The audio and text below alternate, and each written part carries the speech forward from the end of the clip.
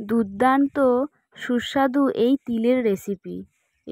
এই তিল ভাজা দিয়ে গরম গরম এক থালা ভাত নিমেষেই উঠে যাবে। অসাধারণ অপূর্ব সুন্দর খেতে এই তিল ভাজা। নমস্কার বন্ধুরা, তোমরা সবাই কেমন আছো?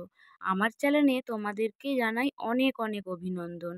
চলো তোমাদের সঙ্গে রেসিপিটা শেয়ার করি। তো প্রথমেই আমি এখানে দেখছো একটা বয়াম দেখছো। তো এর মধ্যে আছে খোসা ছাড়ানো তিল।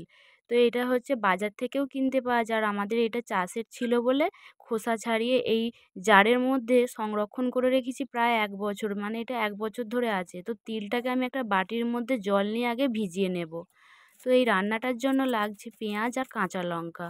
তো সেই জন্য যথারীতি পেঁয়াজটা কুচিয়ে নেব। পেঁয়াজ আর কাঁচা লঙ্কা আমি কুচিয়ে নিলাম ছোট ছোট করে, ঝিরিঝিরি করে। হ্যাঁ,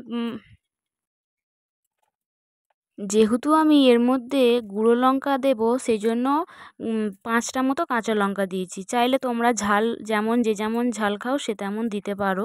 তো আর পেঁয়াজটা কুচিয়ে নিলাম, একটা জারের মধ্যে সমস্ত কিছু কুচিয়ে নিলাম। আর এদিকে শিলনোড়া পরিষ্কার করে ধুয়ে তিলটাকে বেটে নিতে হবে। তো চাইলে তোমরা মিক্সিতেও গুঁড়িয়ে নিতে পারো, তো আমার কাছে তো মিক্সি নেই। তো শিলনোড়াতেই তিলটাকে আগে ভালো করে বেটে নেব।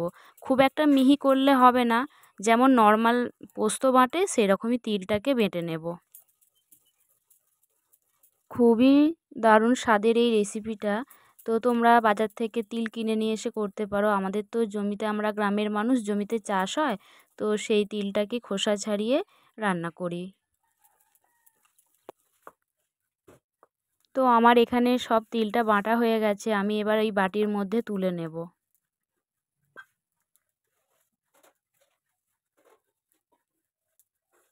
এবার যেই পাত্রের মধ্যে পেঁয়াজ আর লঙ্কা কুচিয়ে রেখেছিলাম সেই পাত্রের মধ্যে আগে সবগুলোকে মিশিয়ে নিতে হবে। পরিমাণ মতো নুন দিতে হবে, লঙ্কা গুঁড়ো, হলুদ গুঁড়ো আর জিরের গুঁড়ো। আমি এর মধ্যে আর কিচ্ছু অ্যাড করলাম না, আর দিলাম বাটিটা ধুয়ে একটু জল দিয়েছিলাম। তোমরা ভালো করে মিশিয়ে নেবে। দেখো, সমস্ত উপকরণ আমি একসাথে মিশিয়ে নিলাম। নুন, লঙ্কা, হলুদ, জিরে পরিমাণ মতো। এবার কড়াই বসিয়ে দিলাম গ্যাস জেলে। আর তেলটা খুবই অল্প দিতে হবে, কারণ তৈলাক্ত জিনিস খাওয়া শরীরের পক্ষে, স্বাস্থ্যের পক্ষে খুবই খারাপ।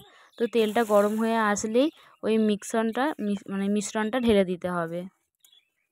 আর সব সময় হাই আঁচে করলে হবে না, একটু আঁচটা গ্যাসটাকে একটু স্লো দিয়ে তারপরে ওটা করতে হবে রান্নাটা। রান্নাটা খুবই অল্প সময়ের মধ্যেই হয়ে যায়।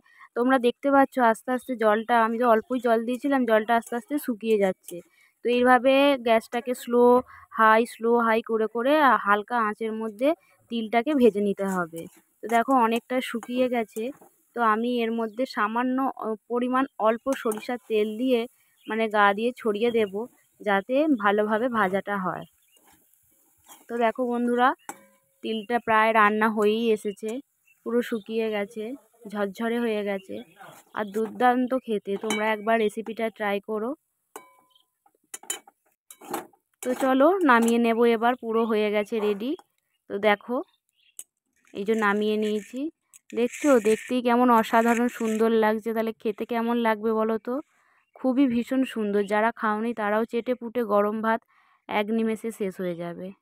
তো দেখো ভাত আর তিল ভাজা নিয়ে নিয়েছি।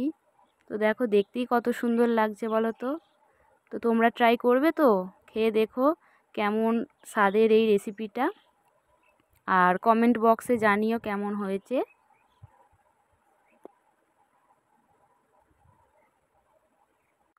চলো, তোমাদেরকে দেখালাম, আমিও একটু খেয়ে নিলাম। আর নিজে রান্না করেছি বলে বলবো না, সত্যি সুন্দরই হয়েছিল। তো তোমাদেরকে সবাইকে জানাই আমার অনেক অনেক ভালোবাসা। তোমরা ভালো থেকো, সুস্থ থেকো, আর আমার পরিবারে তোমরা আমাকে সাপোর্ট করো।